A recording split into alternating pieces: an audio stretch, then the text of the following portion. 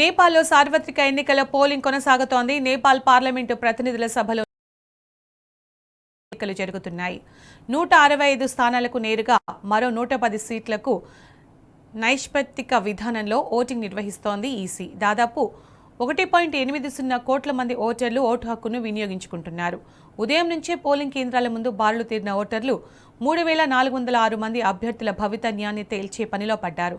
ఇక సాయంత్రం 5 గంటల వరకు పోలింగ్ ప్రక్రియ కొనసాగనుంది. పోలింగ్ కోసం దేశవ్యాప్తంగా 10,967 పోలింగ్ బూత్లను ఏర్పాటు చేసింది ఎన్నికల కమిషన్.